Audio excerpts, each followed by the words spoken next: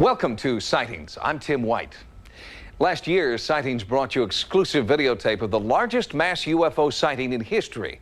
Wave after wave of unidentified flying objects were sighted by thousands of eyewitnesses in Mexico City.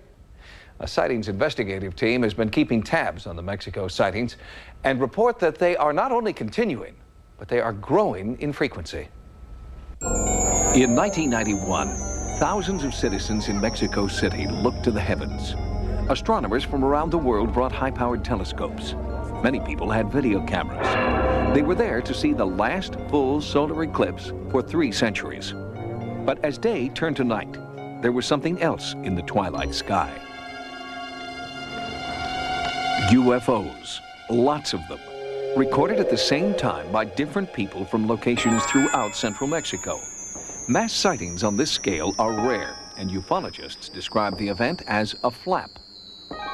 One journalist who witnessed the original mass sighting has spearheaded a continuing effort to understand what exactly is going on. Jaime Muson, Mexico's most respected television reporter and host of Mexico's version of 60 Minutes, is the guiding force behind a project to collate, archive, and study this flap. From the day of the eclipse of July 11, 1991, we had the most incredible flap that has ever been recorded or keep it as evidence. A police officer caught one view of a suspected craft from a surveillance camera set up to capture drug traffickers. And this daylight video footage was taken by a Catholic priest who believes the Bible supports the possibility of extraterrestrial life forms. Christ speaks of his kingdom not being of this world, that his angels helped him. We are so small, and the universe is something so big that we cannot begin to understand all that is out there. Why Mexico City? Why 1991?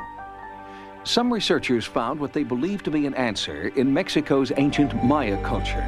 Pyramids south of Mexico City have given rise to the theory that these structures, built with extraordinary technical sophistication, were actually built with the assistance of an advanced extraterrestrial race. Were these pyramids built with a mysterious purpose in mind that has somehow beckoned extraterrestrial visitors back to the region centuries after the Maya civilization vanished? And then there is the astronomical calendar devised by the Maya centuries ago. Some archaeologists believe that the calendar accurately predicted the solar eclipse of 1991 and has also made predictions about UFO visitations. The July 11th eclipse that we witnessed was forecasted thousands of years ago on the Code of Dresden eclipse table of the Mayan civilization. The Maya referred to the periods between eclipses as suns. These suns last up to 500 years. The fifth sun ended on the eclipse of July 11th. It was predicted in some form, like the era of the New Enlightenment. The sixth sun is the return to the Epic of Enlightenment. Could the continuing Mexico City flap be a harbinger of the Enlightenment predicted in the Maya calendar? Are the UFOs that have continued to appear almost daily since 1991 trying to send us a message? Hundreds of amateur videotapes have been shot in the search for that message. It was an object that was flying overhead at a low altitude in the area which I live. It was an object in the form, shall we say, of a top. It was suspended over a tower. It was revolving around. It stopped spinning and began to move across. It hid itself behind a building. I looked at the sky, and there were some bubbles. To me, it looked like a pearl. So I shot it with my camera. While I'm taping, I observed through the lens that it split or separated. There is a concerted effort in both civilian and academic circles to get to the bottom of the UFO mystery. At El Grupo Sol, a Mexico City university, courses are taught in computer analysis of supposed UFO film and video. Videotapes have been pouring into the university since the project was first announced. Amateur videographers have formed clubs to compare notes, and courses are offered on the proper techniques for videotaping UFOs. While most of the videotapes collected so far offer only quick, tantalizing glimpses of suspicious objects, a few are worthy of serious consideration. On January 1st, 1993, several metallic-looking orbs were captured on tape. Just in front of me, approximately 1,500 feet, I was looking to an object that I have never seen before. I can tell you that was not normal. It was suspended in the air. It was moving just a little bit to the sides, up and down, and left and right, in the same place for almost 15 minutes. Manuel Lozcano was not the only person who witnessed the unusual New Year's Day event in 1993. Thousands, I would say hundreds of thousands of people went to the streets of Mexico, and all of them looked at very strange things. This was a massive phenomenon. Then it's very difficult for the scientists or for the skeptics to try to say no or try to invent any kind of tale around this. It means now that we don't think the same way we did 3 or 4 years ago. And that's very important. If you really want to see what is going up there, you have to have an open mind, otherwise you won't see that. And I believe that American people should learn from this experience. I think that if you start looking to the sky with an open mind, you are going to see things that you never expected before. The Mexico City UFOs have been front-page news in Mexico since the mass sightings began in 1991. But strangely, a computer search here could not find a single article about the phenomenon in any American publication. More on this suspicious discrepancy when Sightings continues. Next, our Mexico City investigation continues, and some believe the visitors have come with a message. Here we saw something flashing or strobing occasionally. What is flying over Mexico City? Well, even the most skeptical of experts Sightings interviewed agrees that the UFOs are manufactured craft with an independent propulsion system. What is in dispute is who is manufacturing them and who's flying them. The largest mass sighting anywhere in the world occurred over Mexico City on New Year's Day, 1993. Television and newspaper reporters couldn't chalk this one up to hysterical kooks. We went to the building next door in order to tape the lights that all the people were watching. There were journalists and cameramen. First, there was one object, and then two.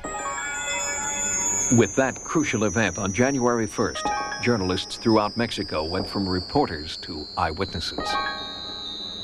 La Prensa is Mexico City's second largest daily newspaper. Reporter Genoviva Ortiz's account of the New Year's flap was front-page news. I arrived at the editorial room around 3:30 in the afternoon when we began to notice a commotion among the people in the streets. The people were coming out of their homes, all the automobiles were stopping, and everybody was looking up at the sky.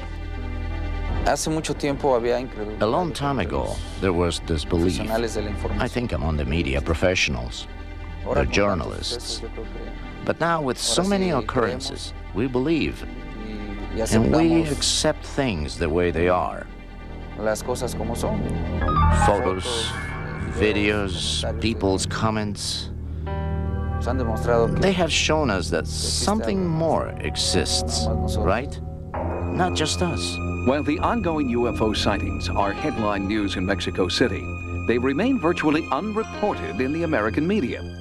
Are we missing a rare opportunity to learn about long-term UFO sightings? Why are journalists here so nonchalant about the Mexico flap? Sightings brought several of the Mexican videotapes to a video engineer in Nevada. He uses the same image analysis computer used by the Department of Defense to enhance raw satellite data. Because of the sensitive nature of his work, he is asked to remain anonymous. His analysis of the tapes revealed startling details that Mexican investigators had not previously seen. Initially, we took some time to look at a blow-up and enlargement of the object that everybody sees in the motion video, and happened to see a flash of light down in this area of the screen. We went down there and enlarged it, and we see something here that doesn't seem to follow the general geometry of the image. There seemed to be another spot right in here. This area in here was flashing or strobing occasionally. And here we saw, again, something that didn't seem to be sensible with the rest of the image. It's pretty much not anything that we can readily identify as an existing aircraft or helicopter. Why are reporters in the United States disinterested in the largest continuing mass sighting in recorded history? Why do they treat as suspect tens of thousands of eyewitnesses and over 1,500 videotapes? If you want to be really truthful and you believe this is real, you have to tell it.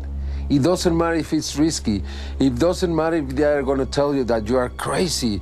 It doesn't matter if you lose your credibility, if you are acting as an honest man. As the Mike Wallace of Mexico, Jaime Muson has reason to be concerned about his credibility. But the mass sightings Muson has witnessed fuel his passion. And many people was afraid when I started presenting this if I was going to lose my credibility. I am an investigator. My duty is to investigate, and my duty is to do it for the benefit of the people. If you have the courage and you believe in it and it's true, you will be supported by people. And to do that is very risky, and I know that's why many of my partners, probably in the United States, don't do that. On balance, Muson and his colleagues throughout Mexico have not reported alien abductions, extraterrestrials disguised as DEA agents, or intergalactic ultimatums. They are simply reporting what they are seeing and what they believe they will continue to see for years to come. If they are here, we will be there tomorrow. They are proving with their presence here that it's possible to travel through the stars.